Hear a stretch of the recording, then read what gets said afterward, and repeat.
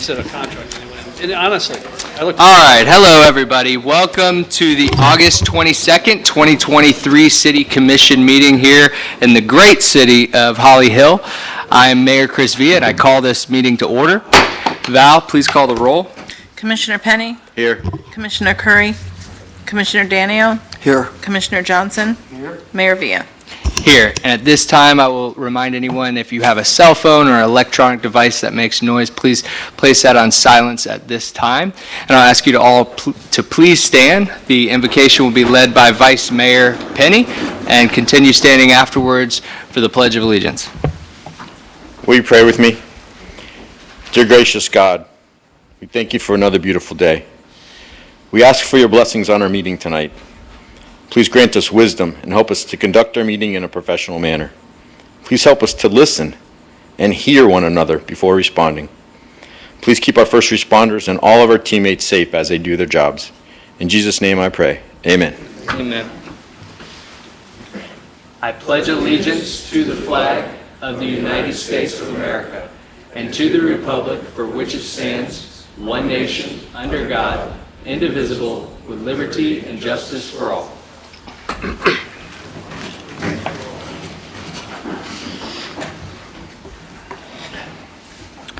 Thank you, Vice Mayor.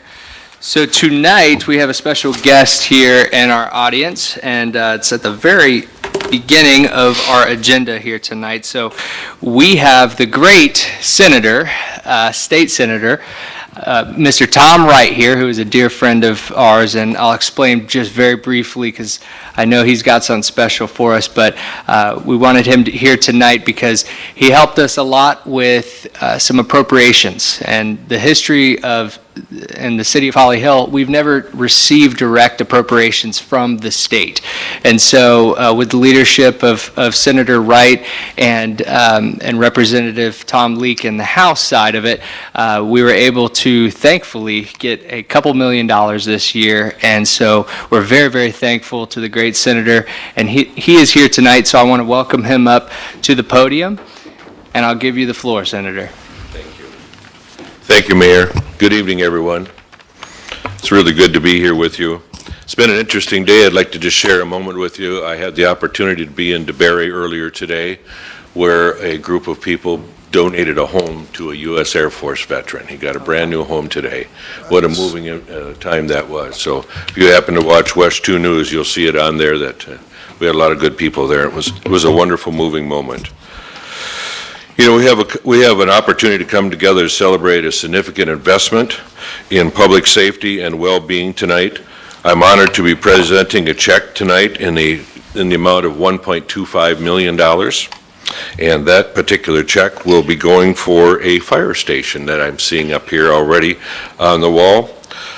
2 years ago, there was 16 fire stations requested in the state of Florida, and only one got funded, and I'm proud to say that was in DeBerry, one of my cities. So apparently I'm the fire station guy, I'm not sure. But That's why we came to you, Senator. We're happy to help. You know, New Smyrna Beach is in my district also, and they have said they've never received any money from the state of Florida until I became senator, and so I always remind you, ask. Ask, and we'll go to battle for you and see what we can do to help the city. That's what I'm supposed to do, and I'm happy to do it. You know, firefighters are the unsung heroes who protect our community, often putting their lives on the line to ensure our safety. This $1.25 million state appropriation, we're affirming our commitment to ensuring the readiness of the first responders and enhancing our community's resilience. The new fire station not only provides a modern and efficient facility, but also stands as testament to our shared dedication to public safety. As we invest in this fire station, we are investing in the safety and the security of the residents of Holly Hill.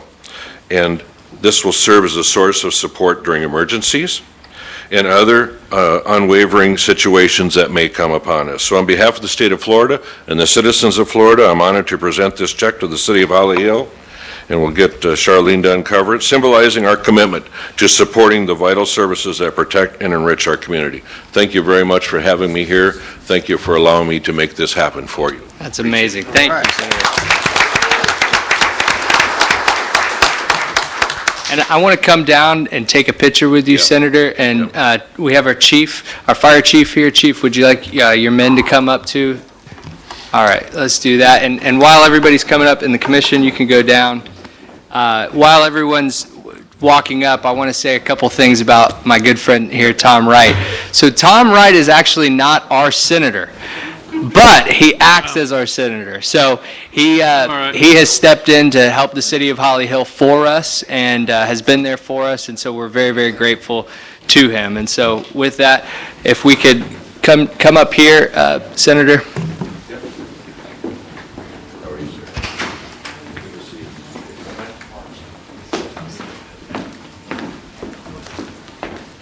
Gonna have to get a little closer, everybody.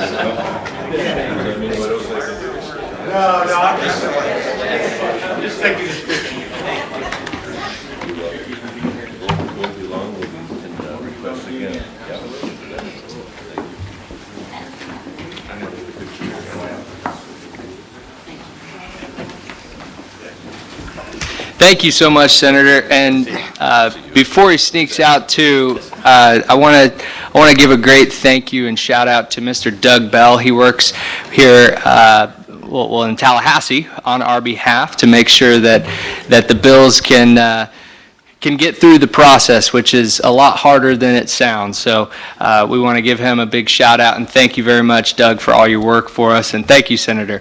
So with that, we will move on to our next agenda item, and that is the public comments. This is the audience's opportunity to speak to the commission about anything not on our agenda here tonight. So, and I know we have quite a few people that want to speak tonight. I'll just ask you to raise your hand, and I'll ask you to come up. You'll have 5 minutes to address the city commission. This isn't an answer back and forth thing, but afterwards we may be able to answer some of your questions. So if you'd like to raise your hand. Oh, he's just waving by. If you'd like to raise your hand, Mr. Legary, I saw your hand up first.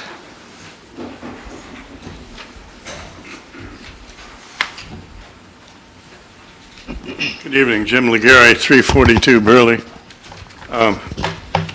In driving around, which I seem to do quite a bit of, I noticed our new bus stop benches all have, or not all, but most of them have a little bit of litter around them. And I'm wondering, because it appears as though most of them are in the CRA, if we couldn't get some kind of funding for waste baskets or something, and perhaps hire somebody in the CRA to pick them up. Thank you. Thank you, Mr. Legary. Yes, ma'am.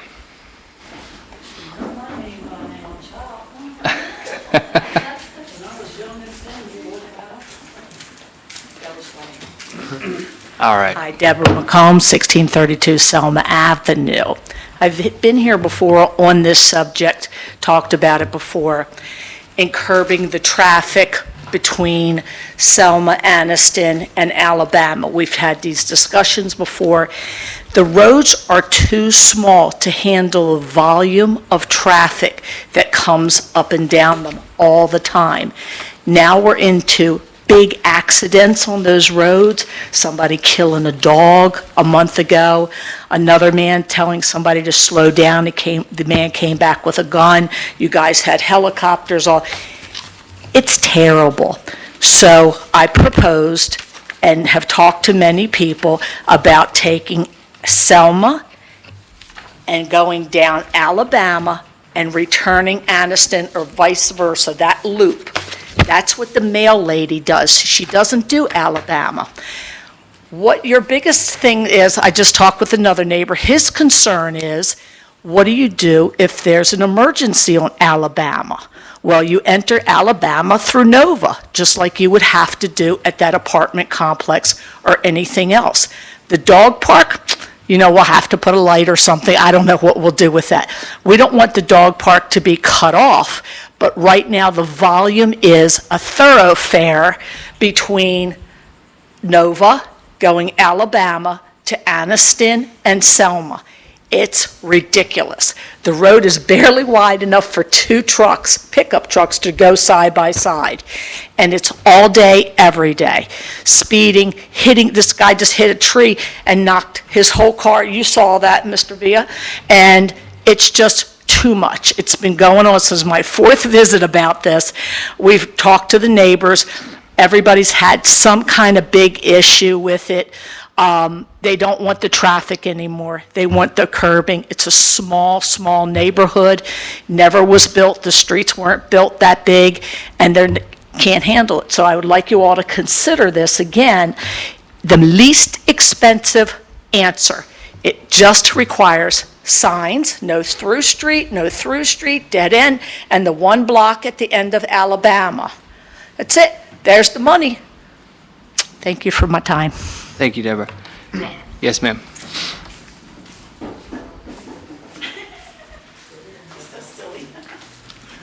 Welcome. Hey, my name's Jenny Lynn Fisher, and I'm 1640 Selma Avenue, right next to her. And it's the very same issue that she's having. I mean, I've lived there for 20 years. I've lived there for a really long time, and it's the same thing. I mean, even at night, I can't even be out at, walking at 10 o'clock at night. My children and I almost got run over by a truck coming around the corner, and almost hit my children. And we're literally on the sidewalk. It's not like we're just out in the middle of the street roaming. And it's just gotten really bad. It's gotten so bad that even at night, we told someone to, hey, slow down. Their window was down. They were going so fast. We're like, slow down. They backed the car up. They started coming towards us. I got a little bit nervous because the other neighbor had a gun pulled on him. And it's getting really, really bad. And I just would like to do something to cut that traffic back. I think that what Deb is proposing and the other neighbors, I think, is a pretty fair answer to the problem, to just help cut down that traffic, because it's just getting bad. I mean, I can't drive this, I can't go down that street. I don't even know how anybody speeds down that street, honestly, because when I'm driving, it's literally like I have to look for another car coming so that I can pull the side so that they can pass. It's just like one of those streets that you just have to be really careful on. And so I would really like to try to propose for something to happen to help cut back the speeding and what's coming through there. I mean, we've had police chases through there. I mean, I've had a police officer say, hey, where did that car go? And he literally almost hit my daughter on her bike at 100 miles an hour. It felt like coming down that road. He sped all the way around that corner, and the police couldn't catch him. I mean, it's a complete through street. It's horrible. I mean, if I could tell you what I see sitting on my porch at night or what I hear, it's too much traffic. Just down that small street. So I would just like to, some sort of answer. It's been going on for years. I've been here a couple of times myself, and so I just hope that you guys can, look at that and maybe help us come up with a plan to keep our neighborhood a little bit safer. Thank you. Thank you very much. Is there anyone else in the audience that would like to speak to the City Commission? Yes, sir.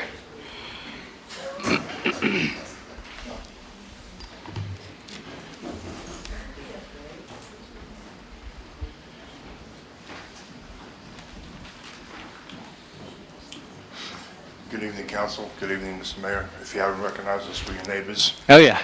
Okay. I recognize all of you, but for the record. I don't agree with closing off the street. I was concerned with the Oh, services. excuse me, sir. Wait 1 second. Could you just state your name and address for the record? We have to keep track of it. Okay, my name is Ed Philly, and my address is 900 Newcastle Court. And my name is, Together. Ellen Borger, 900 Newcastle. Thank you. My concern was about the emergency services being able to get to the rest of the block, because cutting off a block, now you're making services come from the other end.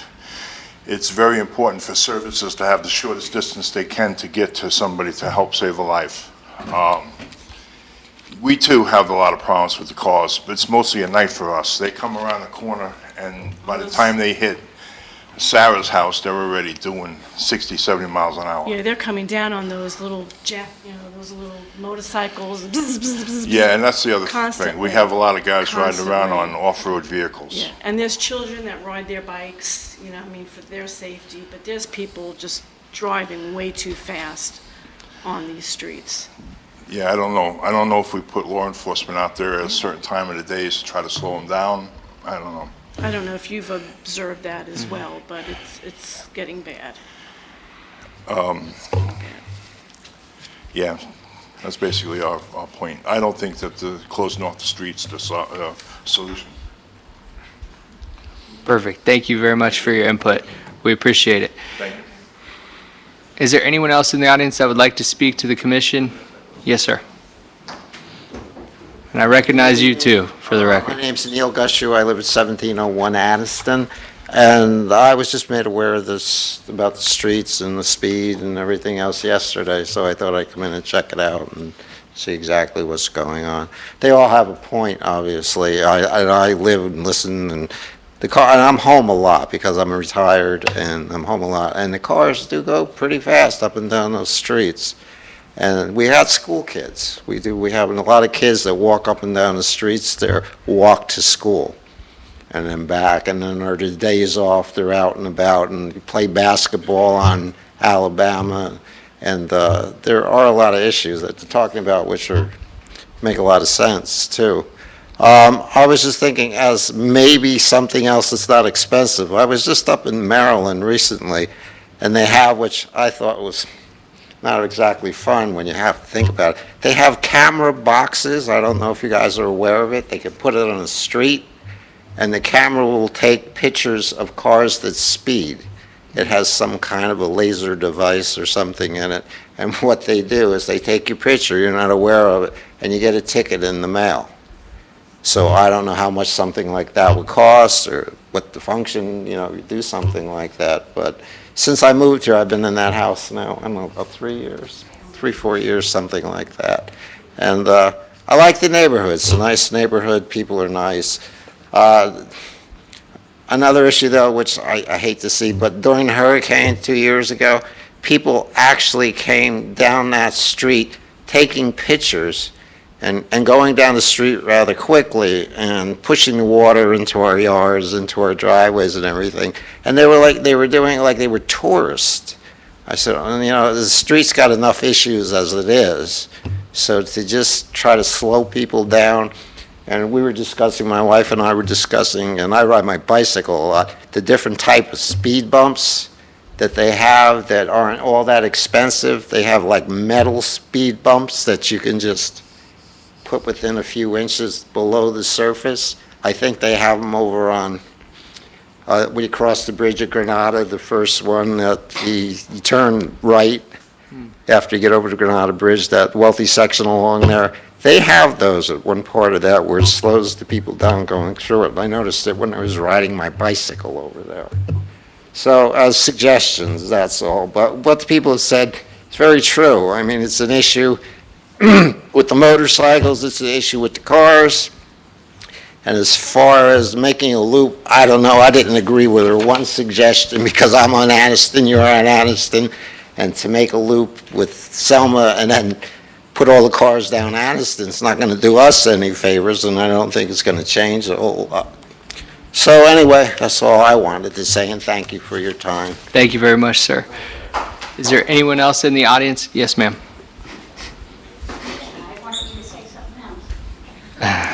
Now you can say it. Just state your name and address for the record. 1701 Aniston Avenue. I like the idea of the speed bumps because I know we have a lot of elderly people and people, need emergency vehicles. I get that. At the same time, the loop thing that goes around, that's a good idea too, but then for emergency vehicles, I don't know how that would work.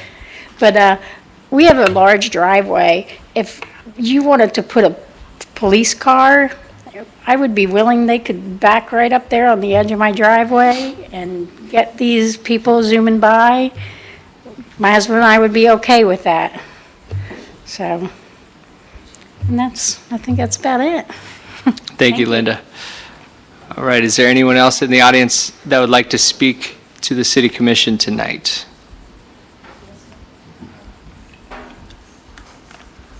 I see you're thinking about it. Come on up. Are you coming up? Yeah. Okay. I don't really do this stuff. You're fine. We do this every other week, so Oh, it gets okay. easier as you go. Just Okay. state your name and address Well, for I'm the not, record. I'm not one who usually says too much about anything, but the issue on Selma Avenue is a deal. Wait, 1 second, just My state name's your- Randall Fisher, Thank you, and what's your and address? 1628 Selma Avenue. Thank you. The issue is a big issue with the speeding. I mean, all the time. The speeding, the stuff that happens on the street, I feel like just putting a wall up or something like that would solve the issue. I feel like it just causes problems. It's just gotten worse. I've lived on that street for 14 years, and it slowly, as like the population's gotten bigger, it's just gotten worse. Somehow I bought the house like 3 years ago, 1620. I lived at 1640 my whole life, and it's just gotten worse. The traffic is terrible. The people are speeding all the time. Like, I'll walk my dog up and down the street, be out there for 10 minutes, and I have easily 6 to 7 cars going 60, 70, 80 miles an hour like it's funny. So, yeah, that's all I have to say. Thank you. No, we appreciate your input. Can he finish our minutes? He forgot something. No, I'm sorry, you can only come up one time. And you came up before as well, I believe. Yeah, you came up. Well, we can talk about it afterwards, but we have business to attend to. Is there anyone else in the audience that would like to speak to the commission about anything not on our agenda? All right, seeing none, I'll close public participation. And I'm happy to talk to you both afterwards. I just want to make something clear. So this was put on my doorstep yesterday as well, so I received it. So I asked staff to look into a few things. I know that it's going to take time to get more data back, but I got a few calls from our neighbors, and all of you know where I live. I live right there in that neighborhood on Anniston, and so I understand the problem. I've seen the problem, and we hear you. The solution's a lot harder because I don't think that this is a solution, and I'm not in favor of this solution, just so we are all aware. A couple of my neighbors thought that this was coming directly from the city, informing them that, hey, we need to show up and talk about this. So the people that I talked to were against this and wanted to make sure we weren't sliding something in and just changing the roads without input. This would be a major process for this commission to go through, something that this commission and in our recent history has never done, talking about redirecting and diverting traffic. There's a lot more that would need to go into it. I do have our city manager looking into more data on it. And I don't know if you have any answers for us tonight. I know I only gave you a day, but I only had heads up that this was coming from yesterday. Yeah, I spoke with the chief and police chief and the public works director. I do have the 3-year crash data for Selma, Alabama, and Anniston. And the chief is going to be assembling the some more speed data, so we get an updated analysis of what the speeding limits actually are on the road. And I've talked with Antoine about Alabama Avenue. It is not practical, it's not feasible, it's not safe to cut off Alabama. To send emergency vehicles up Flomish to Nova Road and then back east on Alabama, it was just way too time consuming. So that's really not an option that I think is even on the table.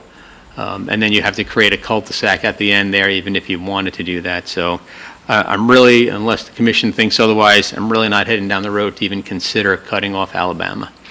We'll take a look at what the speed limits, what the speeding conditions are. Sometimes, you know, it's a real problem to the people that live on that street, but when we do the data, it doesn't come out that people are actually doing 60, 70, or 80 miles an hour. They're probably doing like 40 miles an hour, and very few of them. But we won't know that until we get the data collected. And once we get that collected, we'll come back and I'll give the commissioner a report on what that data looks like. Okay, and I want you to know that you may go home tonight upset at us, or specifically at me, because I'm saying I'm against this, and I'm your neighbor. I'd say probably 99 times out of 100 will agree. On this, we disagree. I don't believe this is the choice, but I do know that there is a problem, and I've seen it. We just got back from a conference with other city members, and we get to talk to other elected officials from other cities, and one of the questions was what's the number one complaint that you receive? In every single city, it was speeding. So it's not just our streets or our city problem, it's everywhere. People are not slowing down, people are going too fast. We have limited amount of police force, and they do a darn good job, lift well above their weight as it is, and we keep putting more and more on them as a society. And we will continue to do that. We will continue to push them. But they have done a good job, and I will ask Mr. Forte if we can get more data, speed data there, and maybe if we could step up some patrol in that area to start slowing people down. Vice Mayor brought up last time this came up about speeding, and that was about how Daytona Beach Shores is known. You don't speed through there because you're going to get a ticket. And so for a while, our police officers were doing that and up the patrols.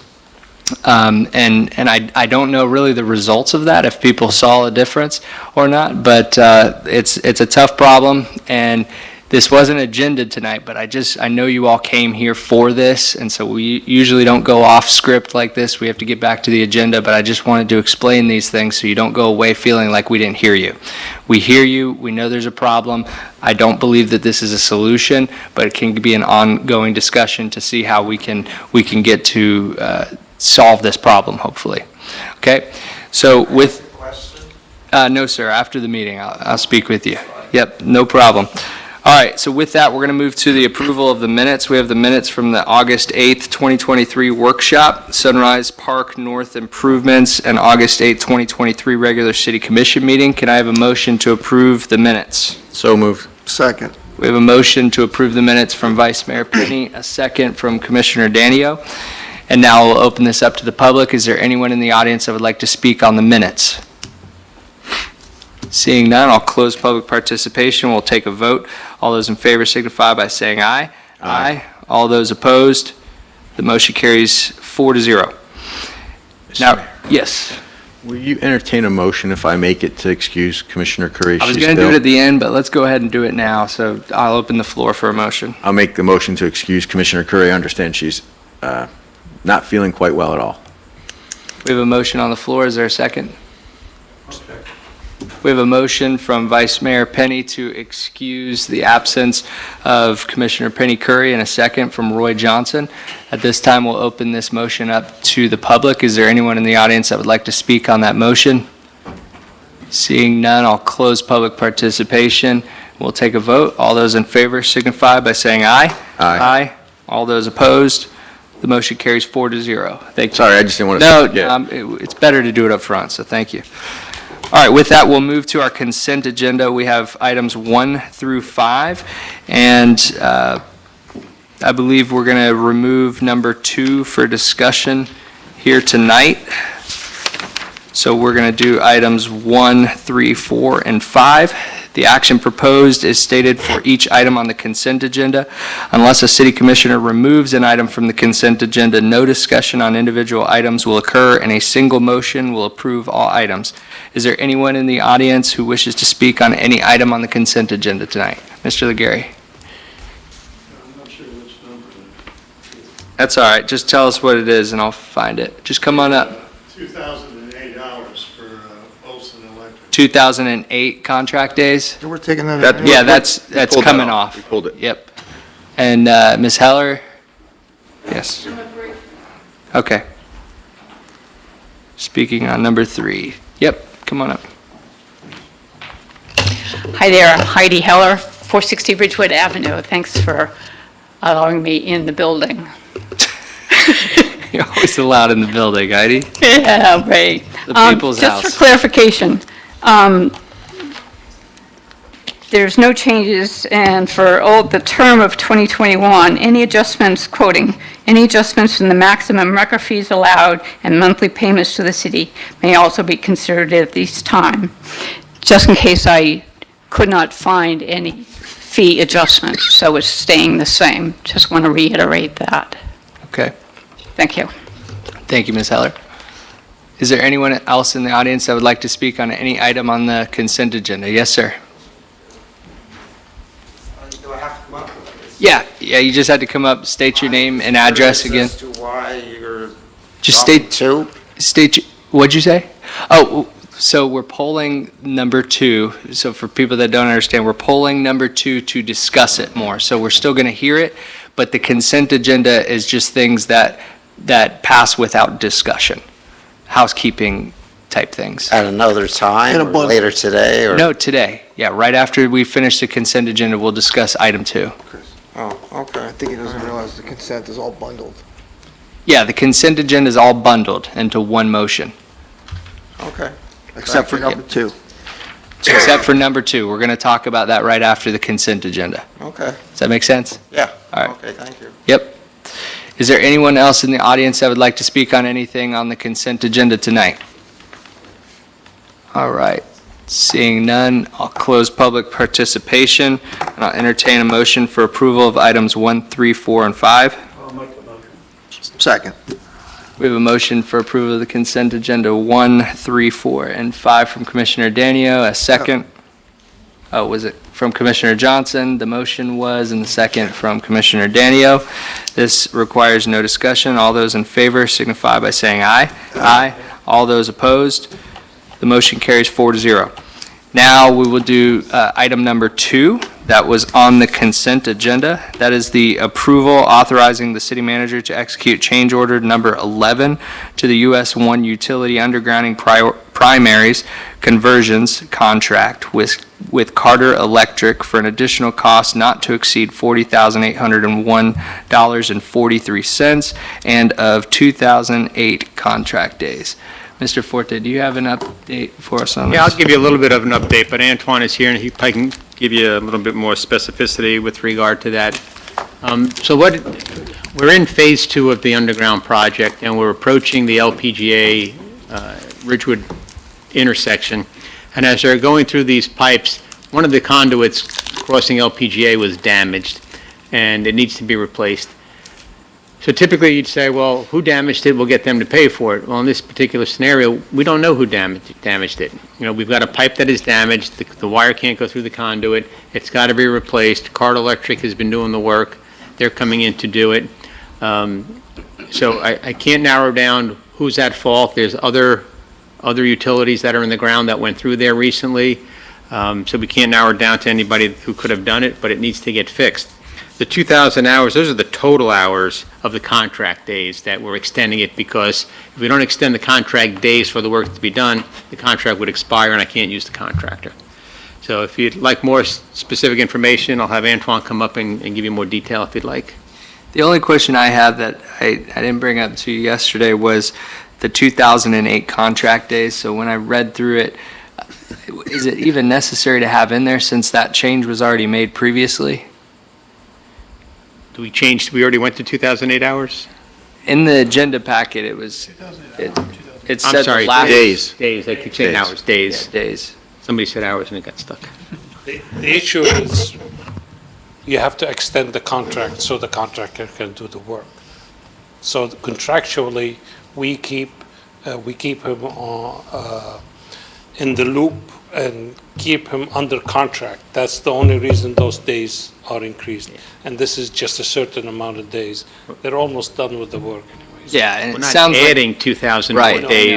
I know it's total. ending coming up. I Right. just wanted to make sure, because in a previous change, it said that we had already changed it. So I just wanted to be clear about it. So we have to make this change, and this is going back 5 years ago when the work started. Okay. Started, yes. That's my only question. Is there any other questions for And staff? just one other clarification, this is actually for Phase 2, Right. not Phase 3. Okay. Thank you, Antoine. We appreciate it. All right, with that, are there any further questions for staff? Seeing none, at this time, we'll open this up to the public. Is there anyone in the audience that would like to speak on this item tonight? Mr. Legary, were you? I got your answer? All right. I had the same question. Anybody else? Seeing none, I'll close public participation, and I'll entertain a motion for approval. So Motion moved. to approve. We have a motion to approve from Vice Mayor Penny and he said Oh, so I'm moved sorry. before you. You can So have it. moved is a lot Oh, I quicker. didn't even hear it. We'll give it to Ty goes the runner, there you Vice go. Mayor Penny, and a second by Commissioner Johnson. Any discussion needed? All those in favor signify by saying aye. Aye. All those opposed? Motion carries 4-0. Tonight, we do not have anything on our regular agenda, but we do have 3 public hearings here tonight. The first one is ordinance 2023-0-3063 for first reading. Mr. Simpson. Ordinance number 2023-0-3063 by title only for first reading. An ordinance of the City of Holly Hill, Volusia County, Florida, annexing by voluntary petition approximately .83 acres identified as parcel number 4242-31-01-0291 and 4242-31-01-0290, contiguous to the City of Holly Hill, redefining boundaries of the City of Holly Hill to include said property and the adjacent right-of-way of North Nova Road and Old Kings Road, directing the city clerk to file the ordinance with the clerk of the circuit court, with the chief administrative officer of Volusia County, and with the Department of State, providing for conflicting ordinances, providing for severability, providing an effective date. Thank you, Mr. Simpson. This is good news. Mr. Simpson, do we need 2 different motions since there's 2 different properties, or will it suffice to have one? No, it's one motion for one ordinance. Okay, thank you. Thank you, Mr. Walker. The floor is yours. Yes, Mayor, Commission. This is a request to annex 2 parcels that are known as 1872 North Nova Road and 1888 North Nova Road. It's a petition for voluntary annexation by the property owner. The parcel on 1872, or known as 1872 North Nova Road, has a building on it that's about 1,200 square feet. That's used as an office. 1888 North Nova Road is a vacant property. The property qualifies for annexation based on Florida Statute Section 171.044. That shows the requirements of voluntary annexation, and these parcels are contiguous to the city. They're under common ownership. The annexation will result in a city limit that's reasonably compact and that does not create an enclave. So it does meet those requirements. This does precede a request for a comprehensive plan amendment and a rezone. Just so you know that when it does come before you, the request will be to change the future land use to general commercial, and the rezone will be to CC1, which is commercial corridor. And that is consistent with the properties around it. At its meeting on August 7th, 2023, the Board of Planning and Appeals voted unanimously to recommend approval of the requested annexation. Therefore, staff recommends that the City Commission annex the parcels totaling approximately .83 acres, along with the adjacent rights-of-way, located approximately 275 feet south of Flomet Street, between North Nova Road and Old Kings Road. The parcels abut one another and are more specifically known as 1872 North Nova Road and 1888 North Nova Road. Thank you. Thank you very much, Mr. Walker. Are there any questions for staff? I just want to say thank you for bringing us another annexation, bring more tax dollars in, and it's already there, so might as well be the City of Holly Hill. So, and it's a nice looking property. Thank you and your team for working on this. Thank you. All right, at this time, we'll open this up to the public. Is there anyone in the audience that would like to speak to the commission on this annexation tonight? Mr. Walker, is the applicant here? Their attorneys. Okay. You have anything to add? Okay. Any questions for the attorney? All right.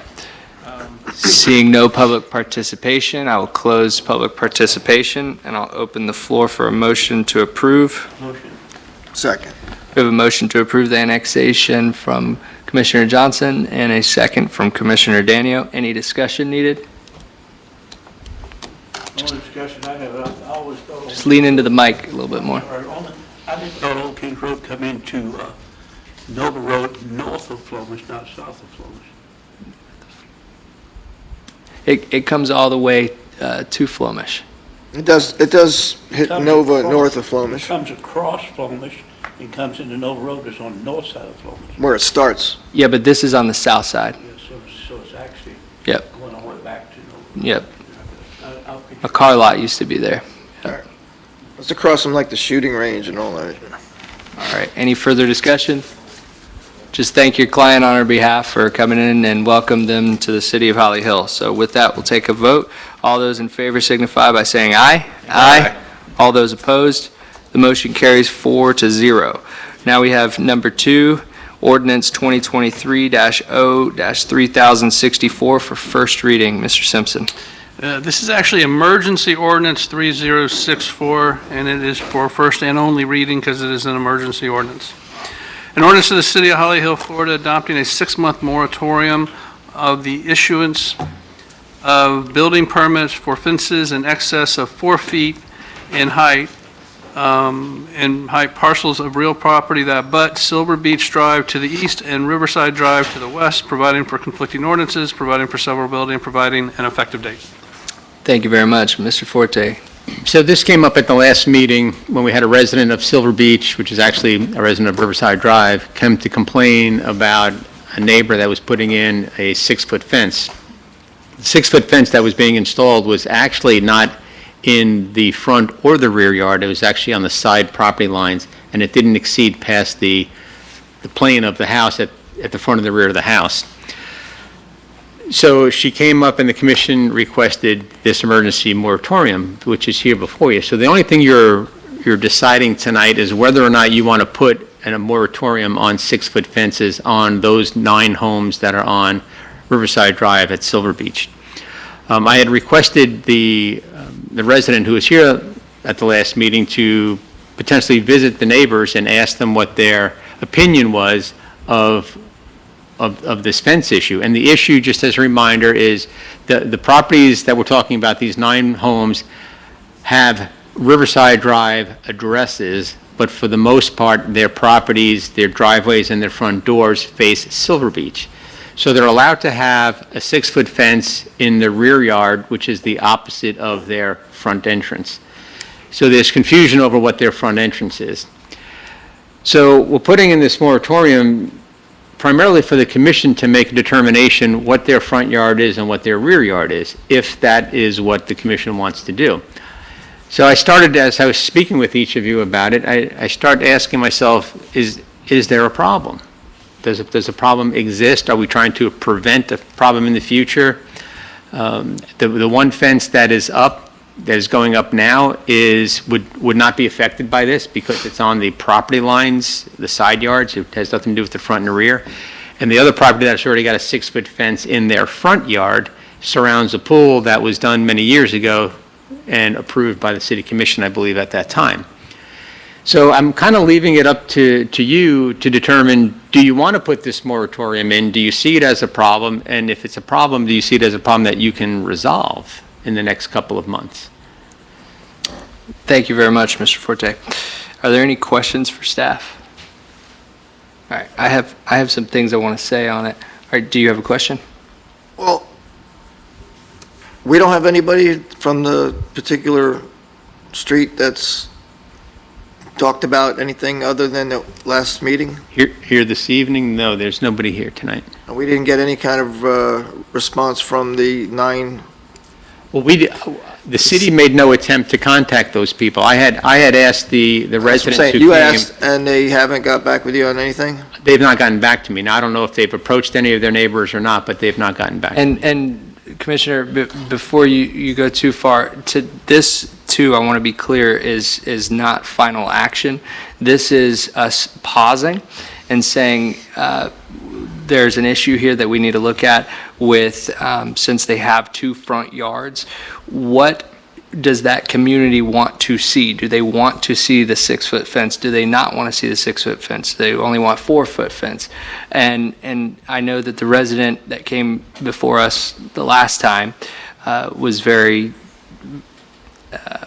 enthusiastic for this, right? So the way that this would work is, and I believe this was your idea, Vice Mayor, to put a pause on the building right now so that we can workshop this and come together and talk about it. I've talked at length with staff about this, and the problem is it's not black and white. There's so much gray, and I think that we really need the input of the residents there. There's only 9 houses, and I think that we really, really need all of their input. Well, that's what I was wondering. I do believe there is a problem, and as you said, Mr. Forte, I'm actually for this moratorium tonight.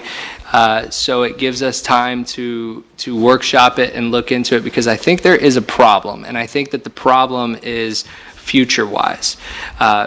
because traditionally there hasn't been any fences there. Now there's one on Silver Beach in the front yard on Silver Beach, or what I'm determining as the front yard, even though that's in debate. And that's a 6-foot fence. There's a new one that was built that Vice Mayor brought up in the last meeting that I drove by yesterday, and I understand they were code enforced, but it still wasn't corrected. So I do believe that there's a problem there, and my thinking is that maybe we need to really take a look at this, decide what that community and neighborhood wants it to look like, what do we think it should look like, come together and create a standard there, so that way staff knows when a fence permit is coming, well, this is the rule, and we've all talked about it, but we've included the community in that. So that's where I'm on it tonight. I know you brought this up, Vice Mayor, so I know you want to talk about it. I know Mr. Forte asked the person that came to poll the neighborhood and get the pulse. And someone asked me tonight, who's my commissioner? I said, well, we are all your commissioners because you vote for all of us. We just live in different areas. And so if it's okay with you, if you would give me permission, I will walk door to door of those 9 houses and I'll knock on their door for the next couple weeks and try to explain to them the situation and get their response and bring that back to you. I just don't want to do it without your authority, because any of us could do it, but I don't think all of us need to do it. Yeah, but you're the district commissioner for that, your Zone 1, so I think that would be appropriate. Is there any objection to that? You have no objection to that? Yeah, that would be great input, so. Okay. Are you in favor then tonight of still moving forward? I'm in favor of this. I believe there's an issue because the code doesn't say, it says people that have 2 front yards, and then it says their rear yard, and I'm like, how can they have 2 front yards and a rear yard? They're declaring which is their rear yard. So I don't know that there's a problem now. I just believe there could be a problem, and I think we should be proactive rather than reactive. So this causes no harm to anyone. As I understand, there's no people applying for permits today or tomorrow, so this will give us time to poll the community and then come up with something that hopefully pleases the majority of people that live there. I agree. Mr. Walker, can you come to the podium, please? Is that true, there's nobody coming in asking about a permit in that neighborhood currently? I'm not aware of any requests. Okay, and if this passes tonight, can you let the city manager know, or you let us know directly that someone has come in and asked about this, if this moratorium is in place? I just want to know if someone comes and actually applies or wants to apply for that. I don't want it to be hanging where we don't know, and then we take our time trying to figure out maybe a solution here. You see what I'm saying? Yes, I will, if there's anything that's come in today that I'm not aware of, I'll be able to find that out in the morning. But Okay. it's highly unlikely. I doubt it, out of 9 houses, so only a couple of them. I mean, I'll go along with it, but I would have been a lot more, agreeable, I guess, to a certain extent, if the neighborhood would have been a little more proactive in the last couple of weeks. Like, we're kind of bending the rules, or maybe making a motion and taking some time on the staff and all that, just to accommodate 9 houses, and they're not even here for it. Well, let me correct you there. We're not bending any rules at all. Okay. What this is saying there may be a problem there. So, so what happens is right now, we don't, I believe that the rules need to be more clear for staff, and because tomorrow, if this doesn't pass, any of them could come and put up a 6-foot fence on Riverside Drive or on Silver Beach, which is really a front yard, small front yards, and would be, I think, unsightly. Now, I value the opinion of that neighborhood more than my opinion of it. So what this is saying is, let's just take a timeout on granting any new permits for fences, and let's talk about this problem. And we may, Commissioner, come back and say, you know what? We don't need to create a new rule or set of standards for this neighborhood. Let's let them figure it out. These are the rules that have been in place for many years, and that's the way it is. That may be the answer here. I'm not saying which way I am yet. I don't know until we hear everyone out, so. All right. Okay. All right, with that, we'll open up this this ordinance to the public for public participation. Does anyone in the audience like to speak on behalf of this? All right, seeing none, we'll close public participation, and I'll entertain a motion for approval. So moved. We have a motion for approval from Vice Mayor Penny and a second from Commissioner Johnson. Mr. Forte, you have something to add? Just a question, Mayor. Do you want to set a date for a workshop for this evening, or do you want to give it some time? Here's what I want to do. I want the District 1 Commissioner to talk, and at our next meeting, bring us back your feedback, and at that time, we can determine if we should set a workshop or not. And in all due fairness, it is a direct impact to the 9 homes that we're talking about, but it also has an impact to the homes on the east side of Silver Beach, that if a decision is made to put 6-foot fences on Yes. Silver Beach, so I think they should also be invited to the work session if it comes to that. They don't necessarily need to be polled on this, but they should be at least specifically invited to the work session. I agree, including the houses across the street on Riverside Drive, too. There's only a couple of them. We'll open them up for... Yeah. I mean, it's a public meeting, but I think we should specifically invite them. Right. Okay, does that sound good to you, Vice Mayor? All right. And you can ride the golf cart if you don't want to walk. There you go. All right, so with that, is there any further discussion? Seeing none, we'll take a vote. All those in favor signify by saying aye. Aye. All those opposed, the motion carries 4-0. Now, number 3, we have a variance, 1438 Riverside Drive. Mr. Simpson.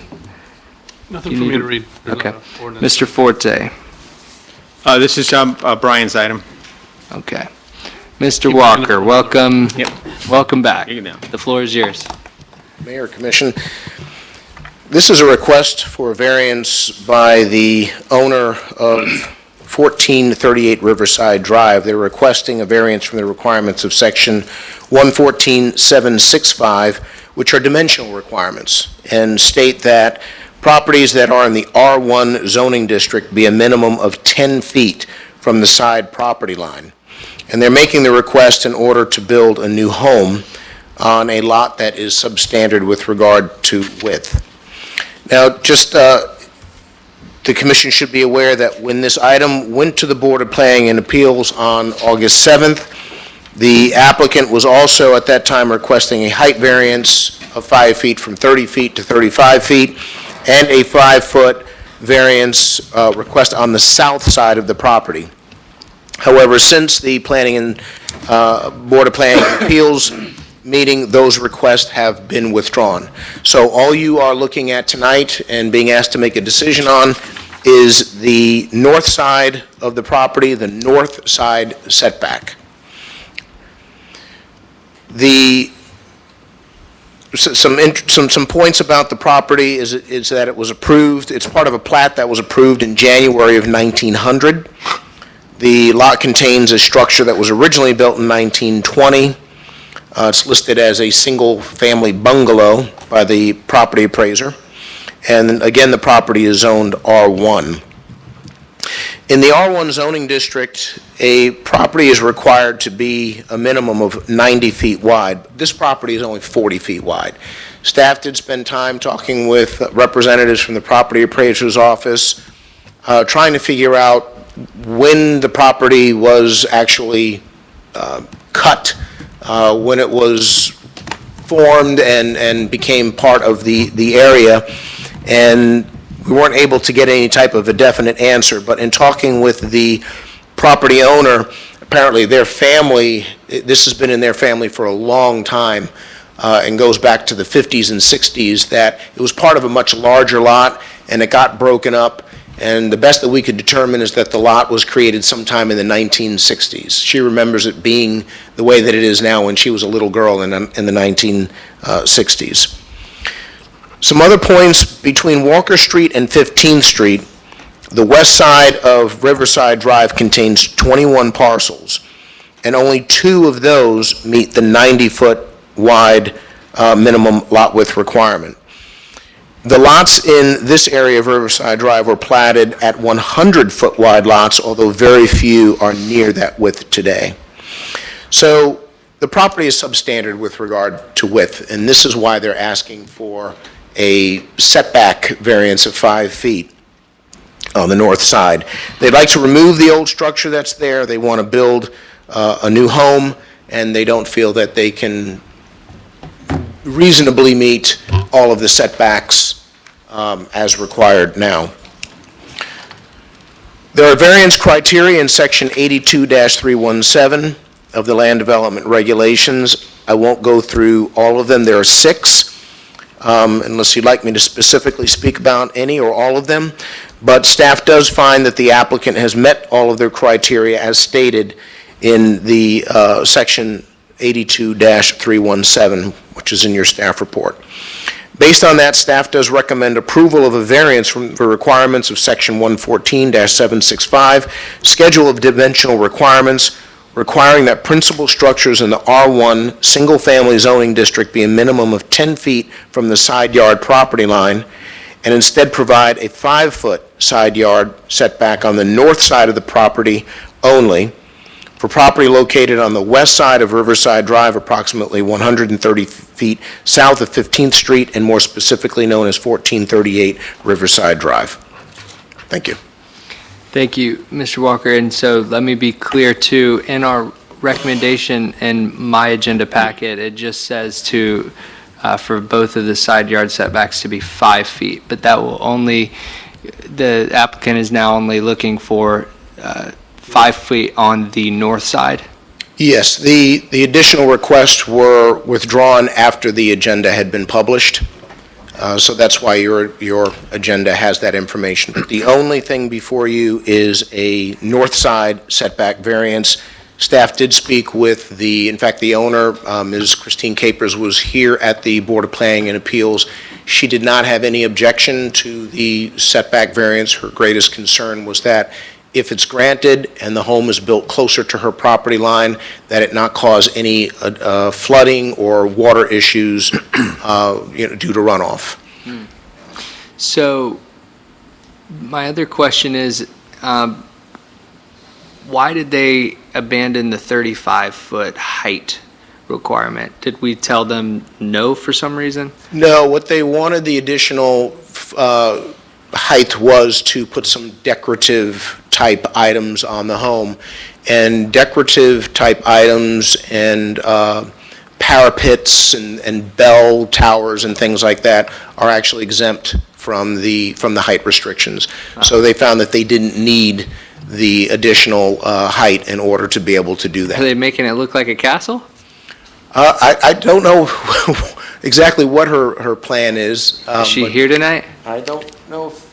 Is the applicant here? Raise your hand if so.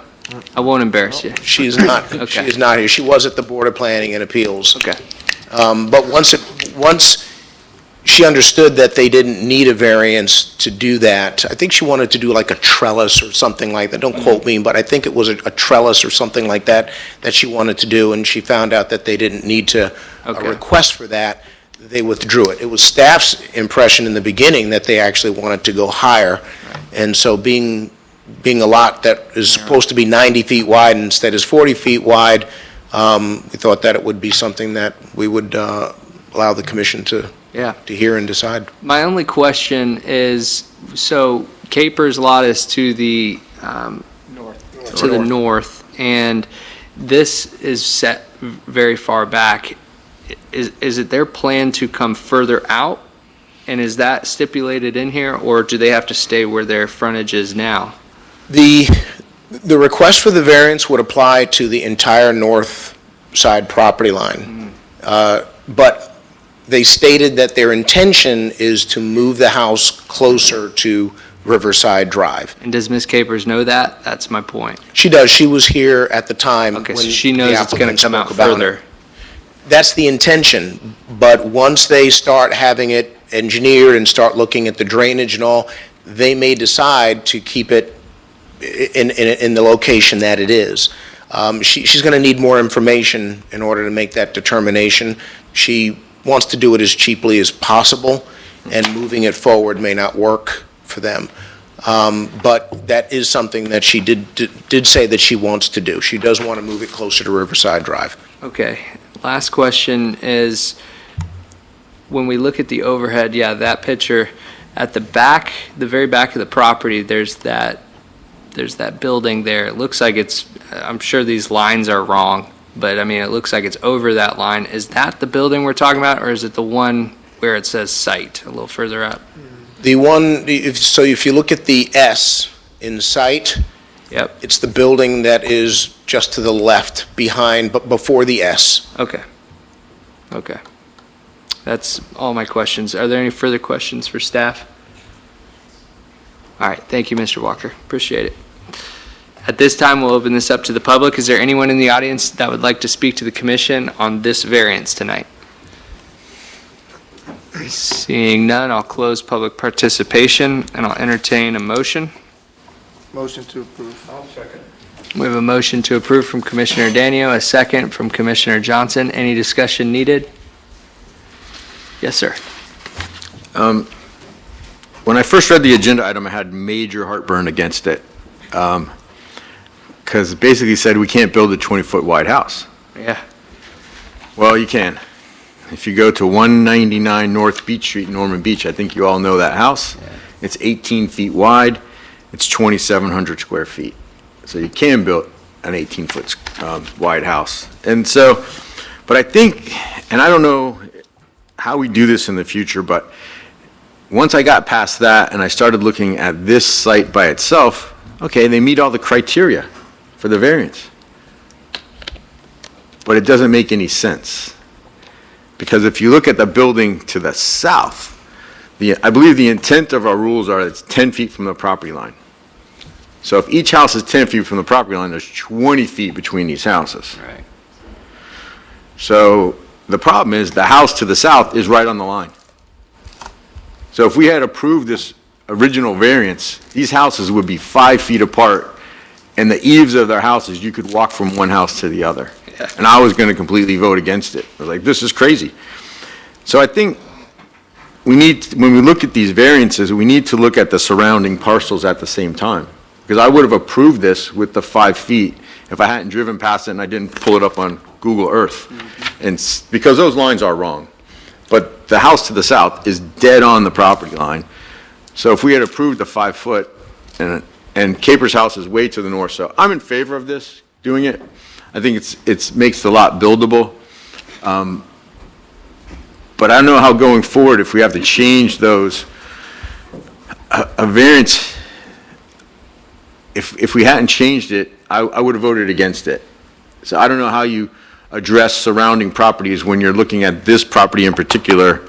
Is it fair to look at the other properties? Because maybe everyone that lives there now might be in favor of it, but when these people try to sell their house and they can pass cookies from one house to the other through the windows, I wouldn't want to live there. My house, Good neighbors, though. my house and my neighbor's house My are neighbors don't exactly, bring me cookies. they're 10 feet apart. Not anymore than that, Chris, right? Yeah, not after tonight. Our houses are 10 feet apart. My house is 6 feet from the property line, and his house is 4 feet from the property line. 10 feet. 5 feet would have been way too close. So thank you, Brian, for working with the applicant.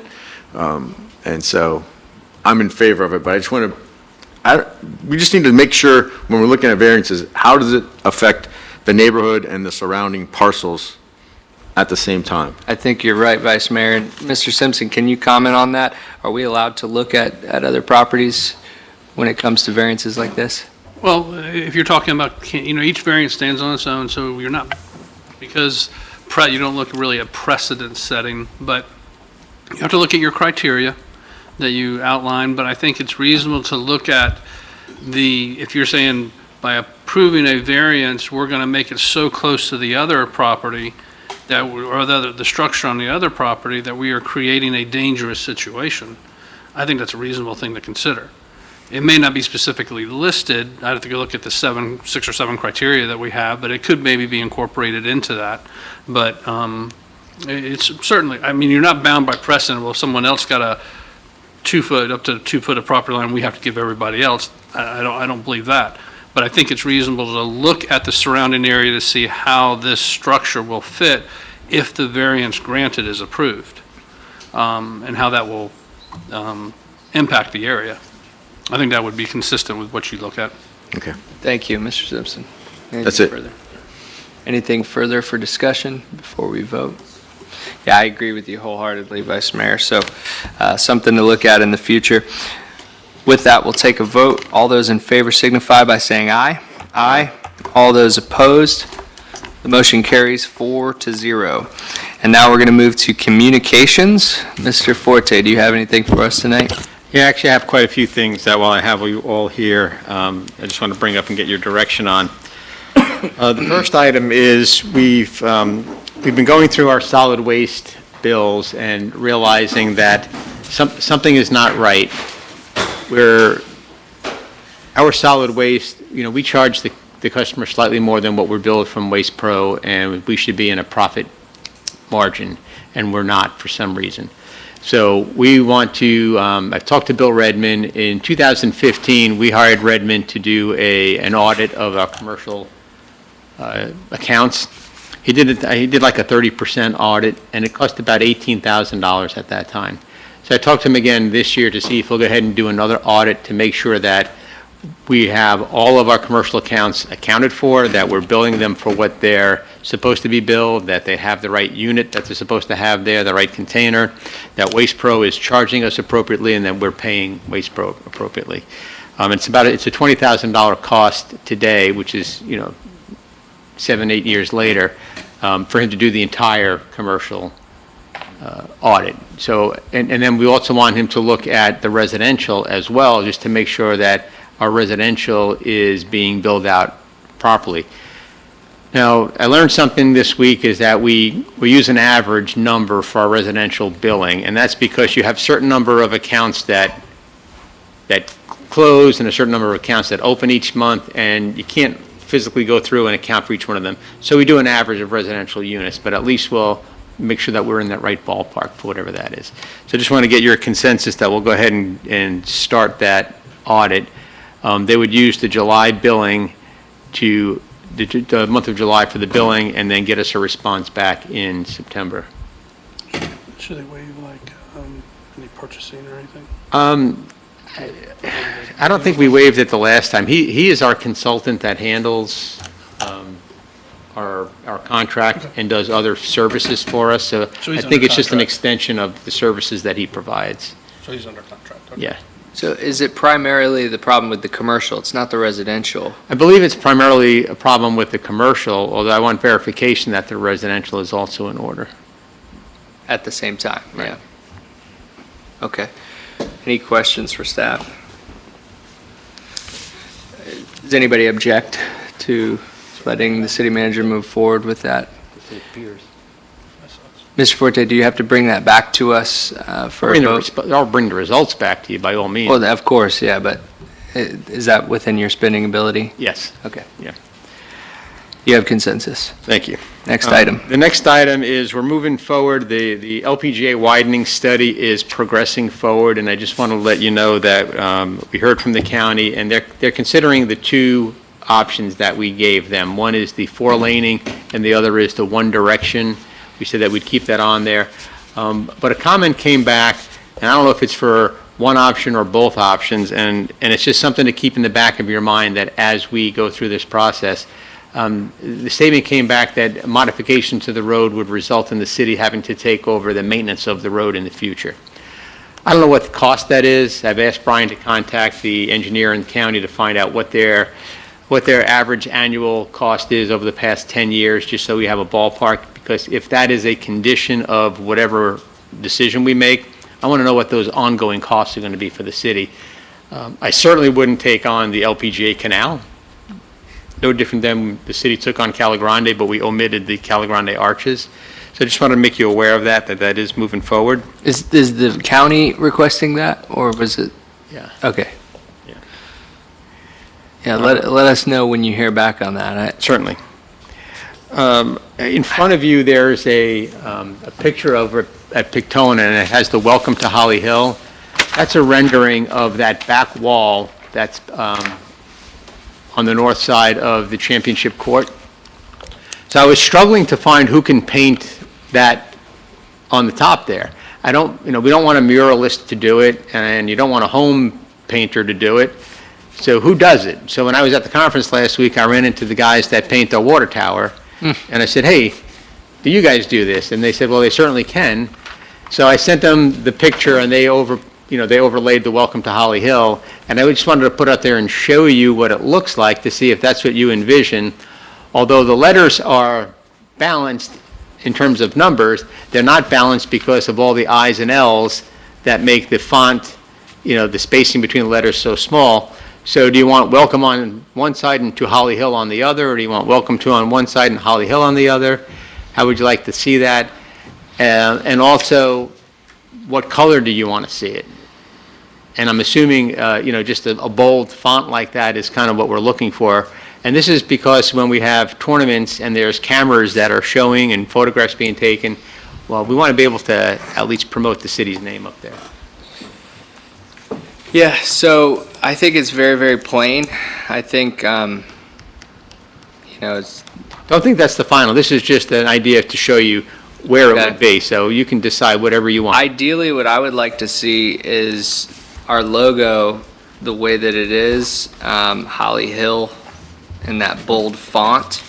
You want the actual logo up there? I don't know if there's enough room for the logo. I initially wanted the logo, but the I-beams, or whatever they're called in there, the big beams, make it to where it would look awkward no matter where you put it. And proportionately, the logo would be rather small. Right. Up there. But in our logo, Holly Hill is all bold, capital letters. I can send them that font and those letters. And then maybe the welcome to, I've seen, like welcome to could be more of a cursive font. Yeah, it needs to be friendlier Yeah. and bolder, and the Holly Hill is off center. It needs to be centered over the windows, and if you added comma FL to it. Don't think of this as a proposal of this is what we're going to put. This is just we threw letters up there to say, Okay. all right, is this where it's going Comma to FL go? would have the same amount of letters on both sides. Okay, yeah, but that's my input. Make it on happen. That's my input on it. If Make they, it pretty. I'm sure they have someone on staff that. Yeah, does that. so you'd be okay with the welcome to being in more of a script kind of a font and the Holly Hill being a font similar to the logo? Yes. And They what got- happened to comma Florida, I think it FL? look nice. What's that? Comma FL? Only because it would balance out the amount of letters on both sides. It could. I guess you have the same amount of letters now. Yeah, it's the but- same amount of letters. The L's are Yeah. so narrow, it takes up less font space. Yeah. I guess it looks like it's smaller. If the artist thinks they should add FL Well, to maybe make they it can- longer, Maybe they can then bold the Holly Hill a little bit bigger, and Yeah. with the bold print, it might look like it's a little more. longer. Well, these are national broadcasts. So we're assuming that people in Florida, True. we're assuming people in Volusia County know where Holly Hill is.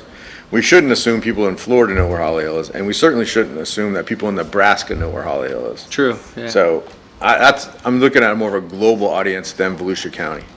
That's a good point. Yeah. So try to work on putting the FL. Yeah. Maybe so. Okay. Yeah, we were there. 117, okay. And then LH, gang sign. also with Pictona, our events that we've been putting on have been rather low attended compared to what our expectation has been. So in talking with Rick this past week and last week, we're thinking we want to, this next year, focus more toward local talent to try to build up the popularity and make people aware of the location of where these things are taking place. So instead of doing the number of tribute bands that we've done in the past, focus more on local talent, reaching out to people like Reed Foley, and some of the others that I don't know the names off, that's not my genre of music, and try to... Hayfire. Yeah. Hayfire, that was another one mentioned. There's a couple of different things. So it's a significantly less cost to us to do the local talent than it is to do the tribute bands, and maybe we could attract more people. The first year was a trial, the second year is going to be a trial. So unless you think differently, maybe we'll go ahead and head down that road. I think that's a smart decision. And the other thing that I think we're going to throw out as in not do, is we were approached by, and Dave will get a kick out of this. Dave mentioned boxing or professional wrestling or something to me a couple weeks ago. Well, we were actually approached by a group that wanted to bring in the octagon and actually do MMA. Really? Yeah, but MMA is a little bit more vicious, a lot more vicious than professional fighting. So I don't know if MMA is the How big was the environment. organization? Was it just a It's local? it's a big organization. They figured they'd bring in 1,500 to 2,000 people. There's a following. I watch MMA Yeah, I do. at 3 o'clock in the morning when I can't sleep. But it is it's a very violent sport. It's not a fake sport. It's a violent sport. And sometimes that violence spills out into the audience. So the fight doesn't always necessarily end in the octagon. True. So I think we might hold off on that as being a venue for a while until we build up a reputation for some things that are good, that are better. Who booed? We have some, Heidi. Heidi's an MMA fan. I'll see you in the Sorry, ring. Heidi, your fight is canceled. Micro wrestling. Do you guys watch MMA? I do, yeah. And then, that's that. And the last thing is I wanted to bring up Fountainhead. So nothing has happened at Fountainhead in the last several months. Brian and I met with him back in April, and things were kind of moving along, but typical of the way things happen, everything stalls out, and we don't hear from them for months. So I got to thinking, and I talked to Scott about this before, of what the alternatives and options are. And the one option that's on the table right now is Ken Boron from Beneficial was going to build that affordable housing project. And with the new monies that came into the county, with a lot of emphasis on them spending that new money on affordable housing, Ken serves, he's in a good position to get that project funded. So in order for us to do that, we would go into contract with Ken. He'd go through the process, which the county's not even going to know what the rules are until the first or second quarter of '24.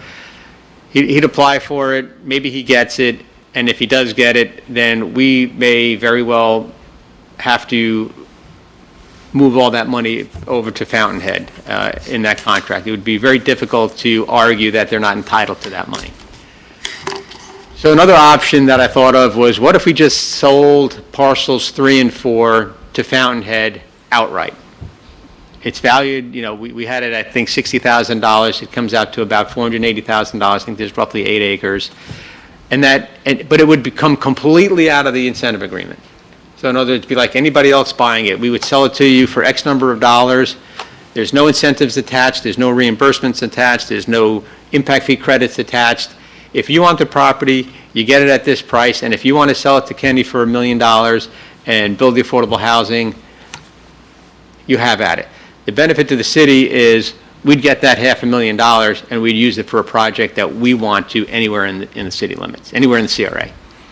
So I wanted to throw that past you. I talked to you individually about it, but I want to get your consensus on sitting down and having that discussion with John Ferguson and Mark Watts and Scott, ironing out all the legal details, but my position is we pull it completely out of the incentive agreement. There is nothing involved incentive-wise with parcels 3 and 4.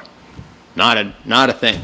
I want to make sure we're clear on that. Haven't we already discussed this, individually, that's what we've been trying to? Yeah, I said we've discussed it individually, but I want to get, as a commission now, I want to get your consensus or your direction. But what I want to know is there interest on their part? It seemed to me like you Yeah, there is talked to interest them. on their part, but initially, when I Now? first raised it, Right. their interest was, hey, here's a contract, we want to buy it, and oh, by the way, we're still going to get these credits, and we're still going to get, and my response was, no. Right, but you've If already you want- told them multiple times that it's no. Well, then he came back a couple weeks ago and said, well, we're still interested in buying it under the rules that you put in place. Okay, So I just want to make sure the commission is in favor of doing that before I sit down and act, because I told them, I said it was my idea, I hadn't talked to the commission about it when I threw it out there. I needed to put it in front of you, get consensus, get your support or your opposition to it, and then I'll sit down and have a conversation with them. So you and I spoke about this maybe 3 weeks ago, and it's been some time since then. I didn't know this was going to come up tonight. I didn't either, I'm not except it- prepared to give you my one way or another yet. I have to talk more with you about Well, details. I could put it on a work session, and I don't want to have individual conversations about it because they don't Right. overlap properly. And I can talk to Right, you, we and then 2 shouldn't. weeks We later should I have talk to it John. open, yeah. So if we want to do that, I'll put it on a work session, and we can kind of just throw it all out there and see what we... For the public, so you're aware, we're not allowed to speak to each other, none of the commissioners, about anything. It's the Sunshine Law, so we're only allowed to speak about city business up here. The city manager is allowed to speak with us individually. So yeah, I'm willing to talk about it in a workshop setting, not willing tonight, with the information I have That's fine. to pull the trigger. No, that's good. Vice Mayor? I'd like to speak about it in workshop, but I think it's worth a lot more now than it was 8 years ago, too. Yeah, that's why I'm thinking that, yeah. So I'll go ahead and schedule it for a workshop in September, and I'll get as much information as we can pull together. I think I'm not going to specifically invite anybody else Yeah, to the work we can just session. talk If they about it. happen to show up, that's fine, but I think this is more of a direction discussion that I need to have with the commission. Yep. We don't need their input because we're going to tell them No. what we want, take it or leave it. So it Yeah, it's doesn't not- matter what they want.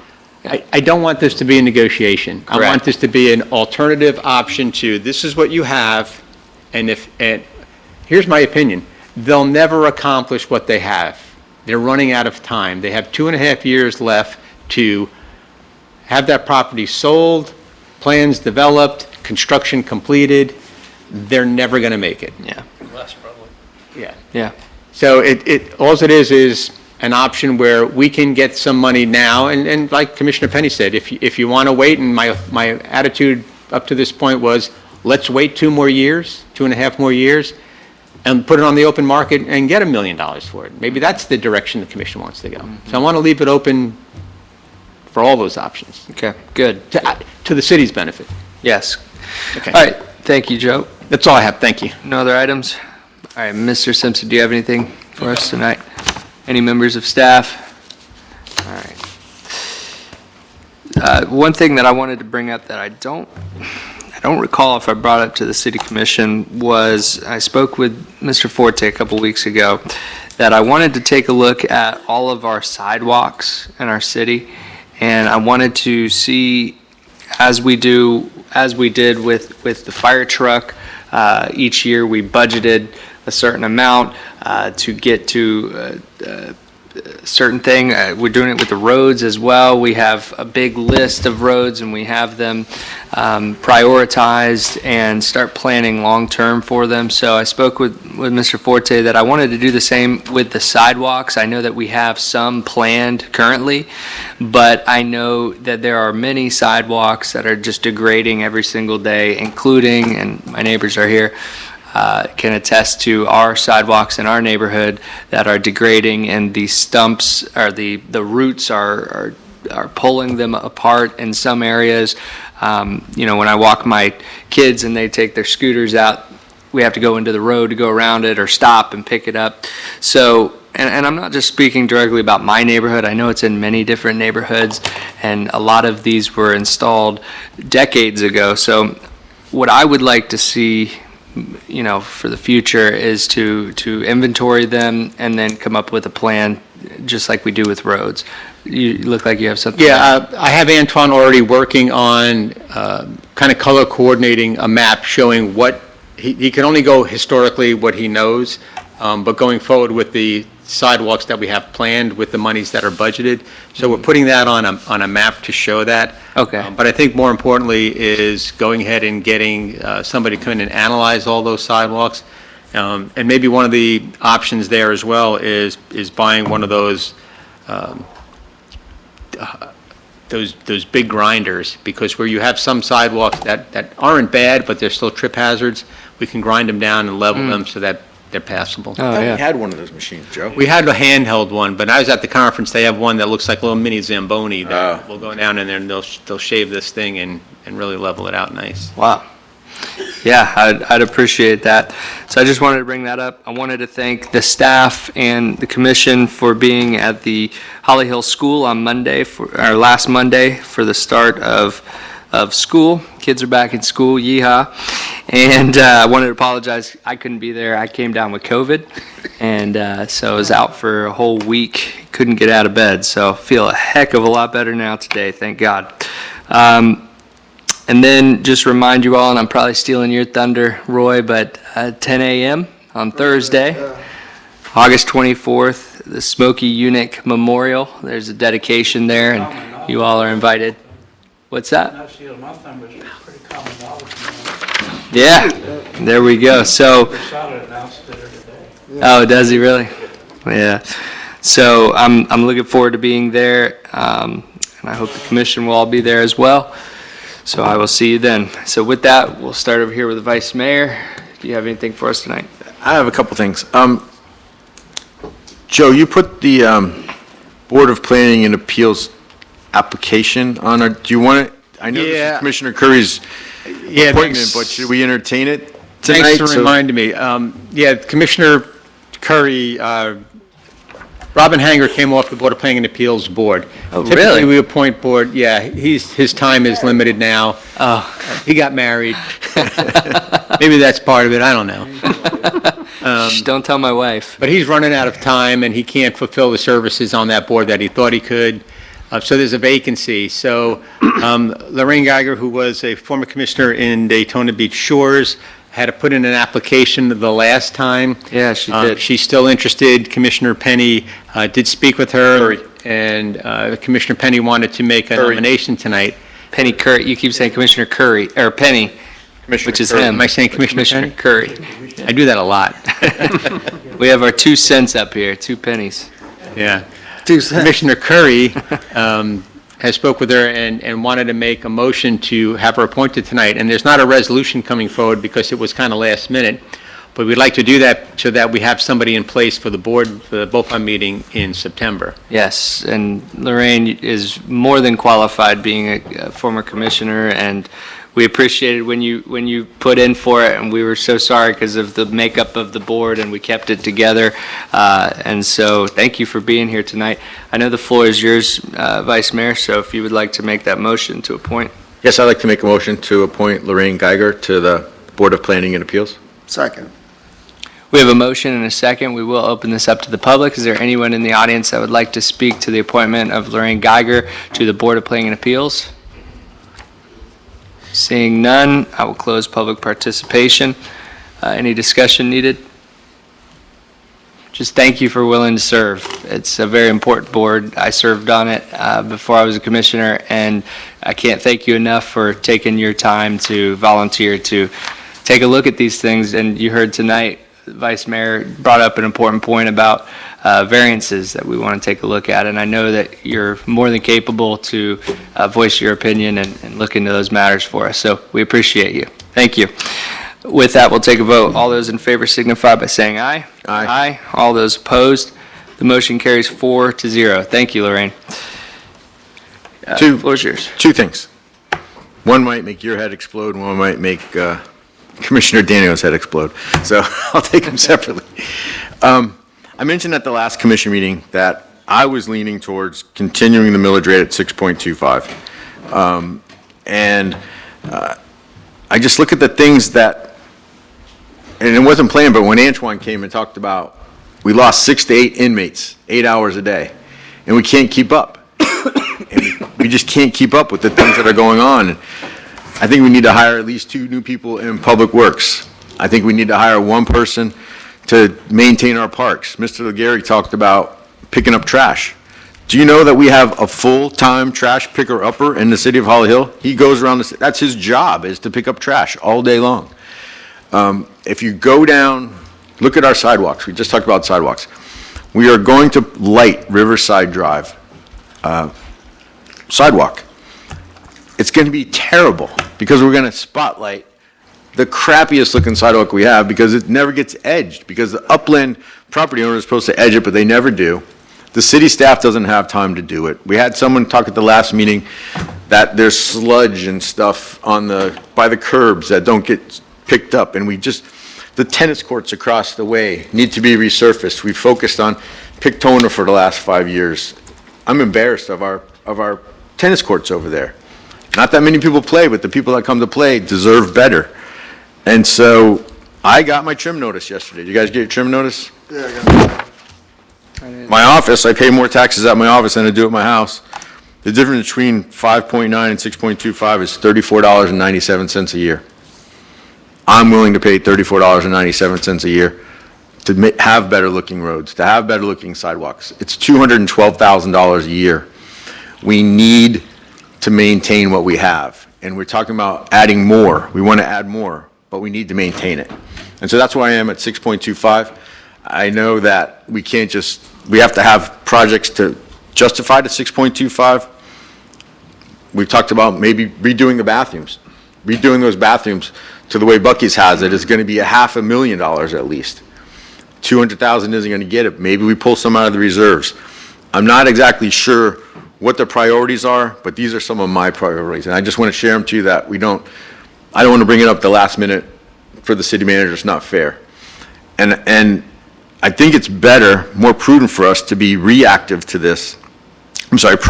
this, and set some things that we could spend that money on. And then at the last minute, we could decide to cut those things. But we don't know what those things are because we haven't talked about it. So that's where I'm coming from. Don't want to solve it tonight, so that's all I got to say about taxes. Thank you, Vice Mayor. And let me just chime in really quickly. Do we have another workshop before, in the next city commission meeting, we're setting the first tentative military? Yeah, I understand what you're asking. You ultimately can make changes up until the second reading. Right. My experience in Seminole County is we used to cut the budget the day of the second meeting. It was chaos. Yeah. If you'd like, we can set a work session up for September 11th at 6 o'clock, discuss some items. At your direction, I'll get some information back on staffing levels that Commissioner Penny talked about. 5 o'clock. 5 o'clock, thank you. And have information available that if you want to then make that decision at the first reading, at least you'll have some, information. You can make an informed decision. You can say yes, you can say no, we'll do it, we won't do it. If that's not enough, you could always push it up to the following meeting, but at least you'll have a work session prior to, because right now, I don't think there's enough information for anybody to say yes or no. No, there's not, and I don't know what the answer is. I just think, I don't want to wait till the last minute. And it's easier to cut it at the last minute than to add it at the last minute. And based on the way it's being presented, what I would do is I would come back with an option of what we would do if we maintain the 6.25 mils. So in other words, I'm not going to come to that work session saying, no, we don't need it. I'll come to that work session saying, here's an option. We can hire X people to do this service. We can do this capital project. I'll put something together where you can say, all right, that's worth doing, or I don't want to do that. Right. So it's going to come to no surprise that I do not want to go down that route. I believe that the budget is balanced. Well prepared and balanced from staff, and I know you do too. It's Right. nothing against staff. You have ideas that you want to bring forward. And the same token, and so I'm not for going to 6.25, but I am for listening, and I don't want to stifle your ideas at all.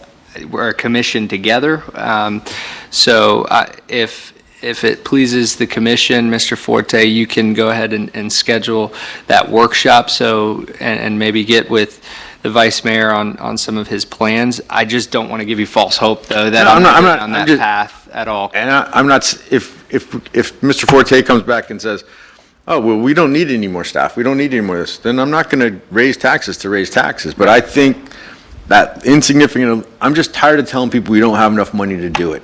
We build it and we never take care of it. We can't keep the bathrooms clean. We can build them, but we can't keep them clean. Well, then tear them down.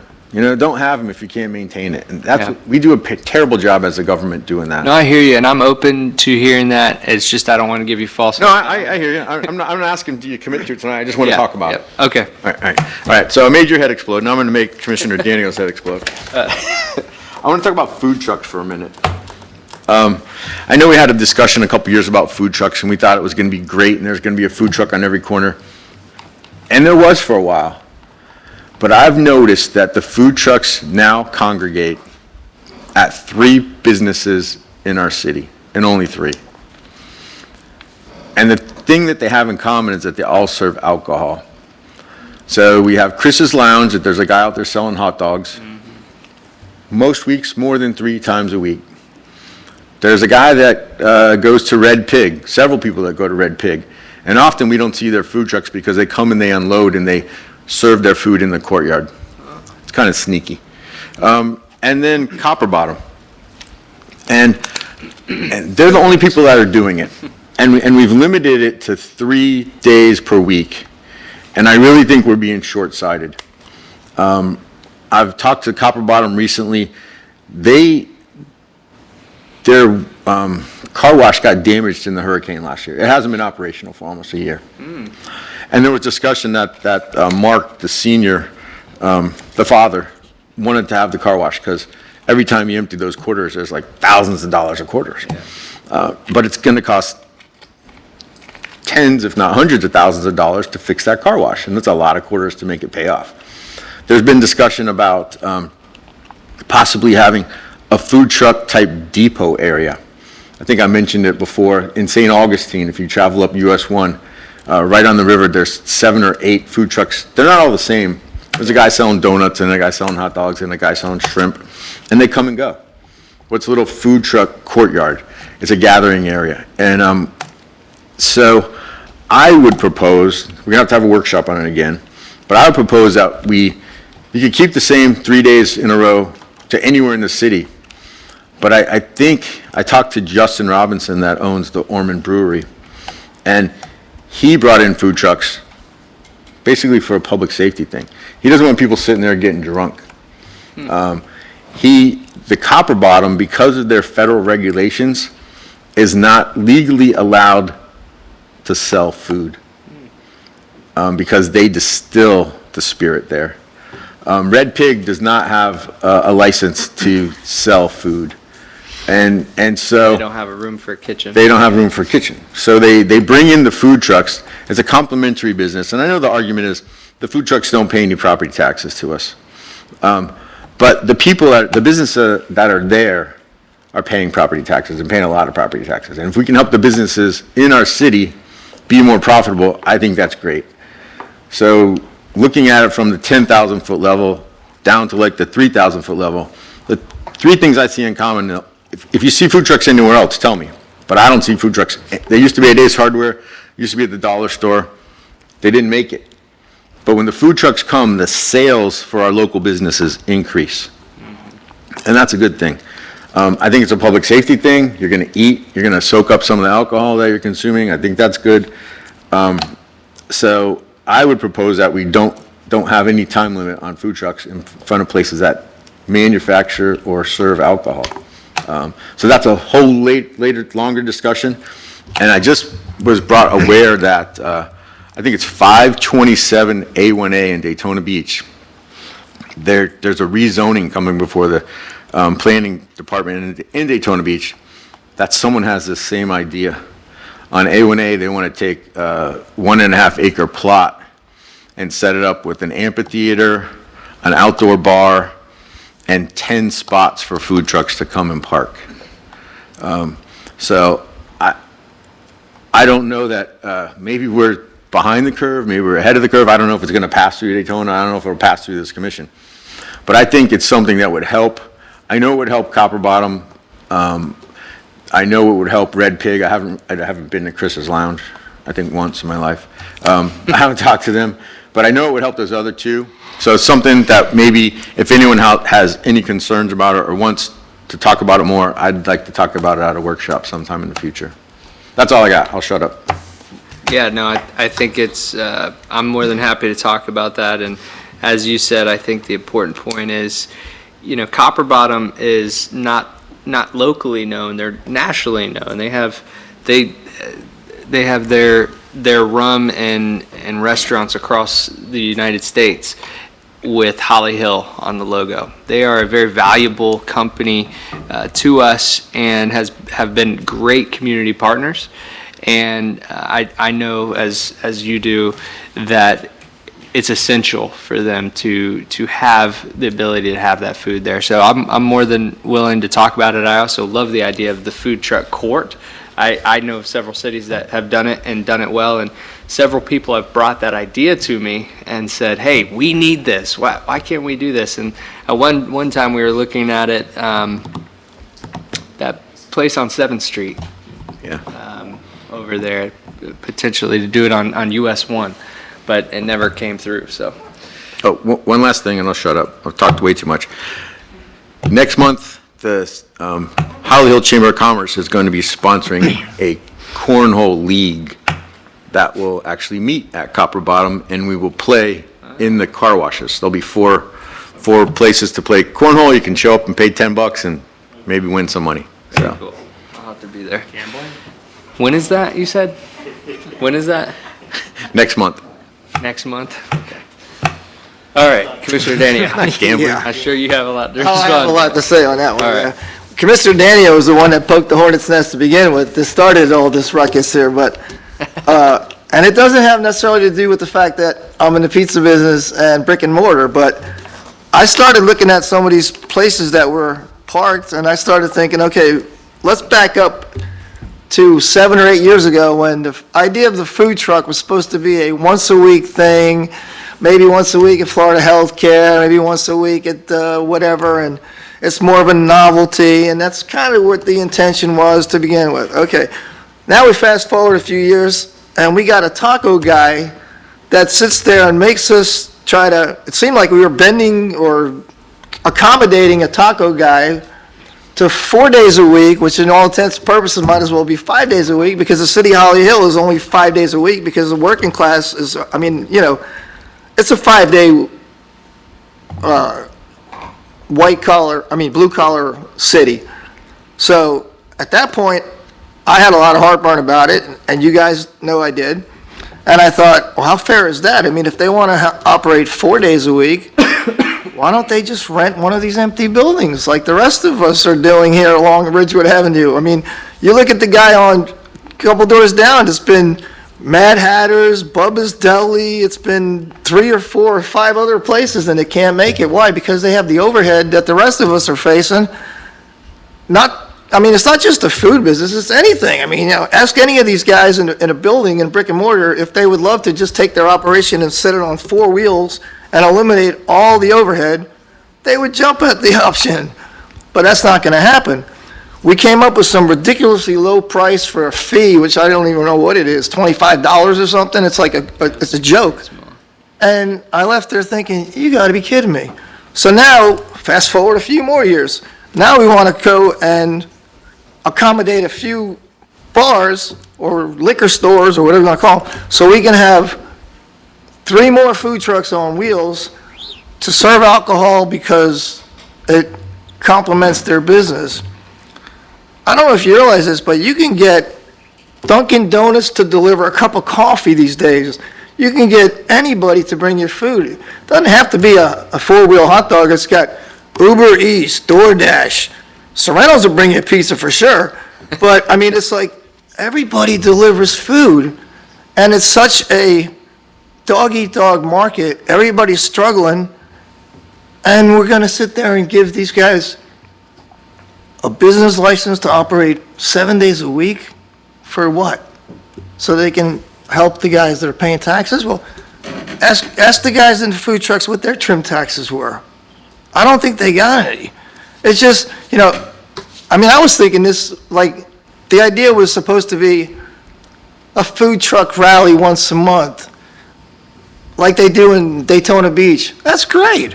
You get everybody congregated, they have a big to-do, whatever.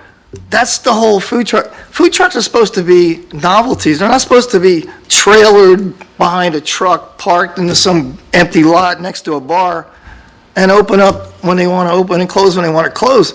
I mean, to me, that just doesn't seem like a fair deal.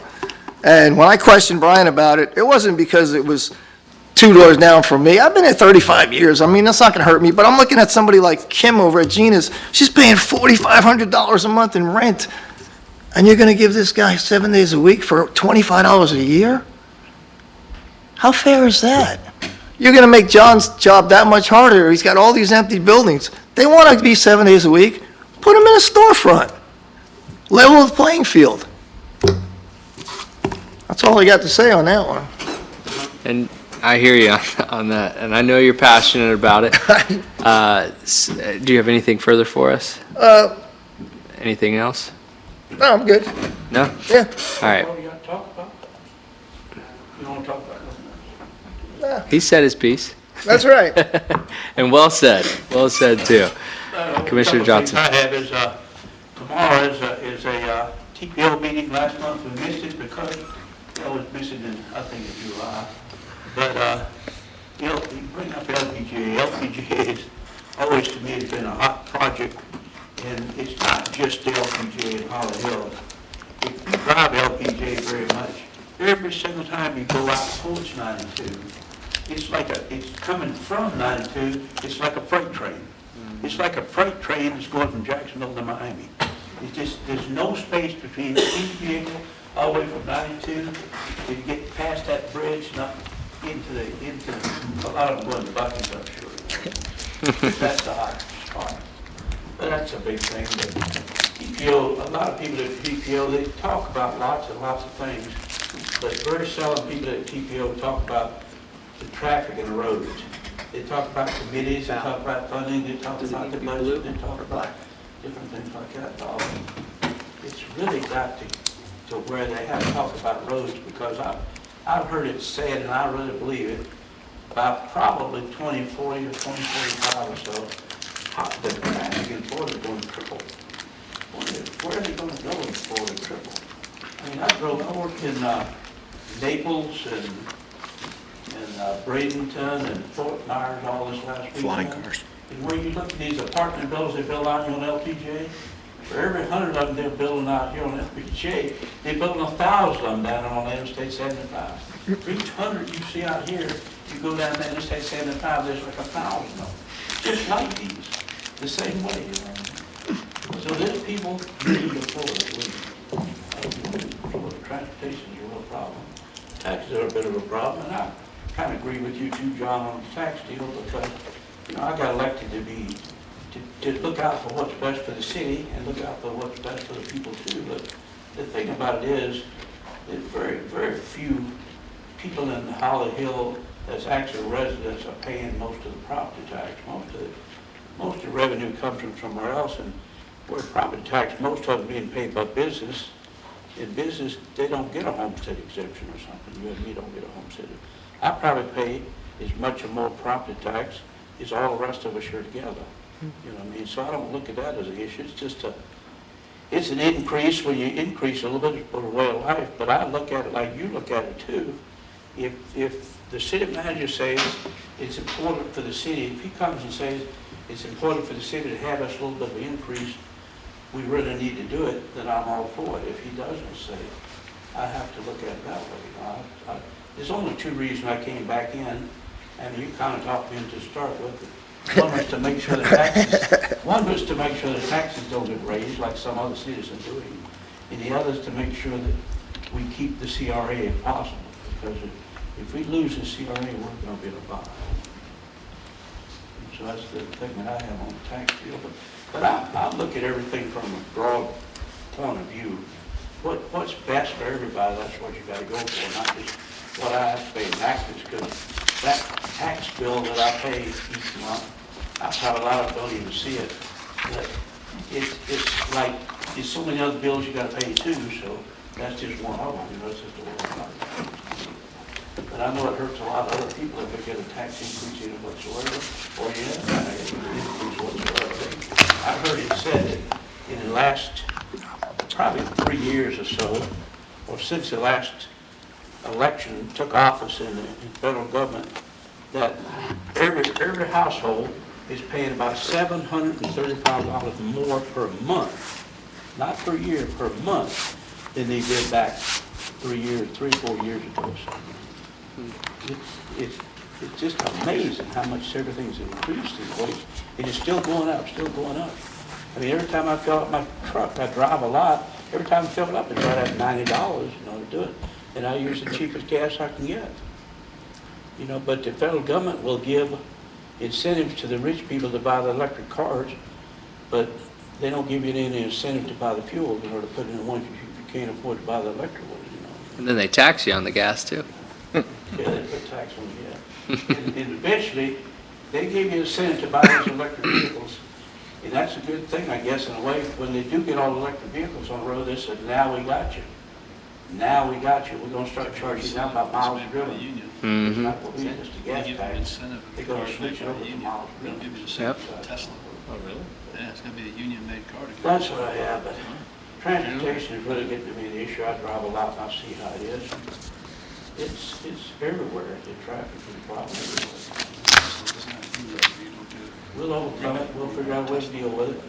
They're coming through Orlando now. They put these toll lanes to the left-hand lane, just pay a small toll to drive on that. They're concerned about the climate express only lane goes so and far. stuff. Same on 295 from around Jacksonville. It's not very much, a couple of dollars or so, and you go straight on through the express lane, but eventually that's gonna fill up as well. The traffic is getting to be a problem. Tomorrow the TTO meeting is, and maybe we'll start discussing of what we're gonna do to help correct the problem of the future traffic that is coming about. And I've heard you say it's gonna at least double and triple in the next 25, 30 years. But I'll have, I don't really know a lot about food trucks, so I won't get into that. We can get into They don't have the that. taxes you have, that's for sure. No, they don't have to. We can get into that another night for sure. Taxes. All right. So with that, is there anything further that this commission needs to discuss? Seeing none, this meeting is adjourned. Net divide.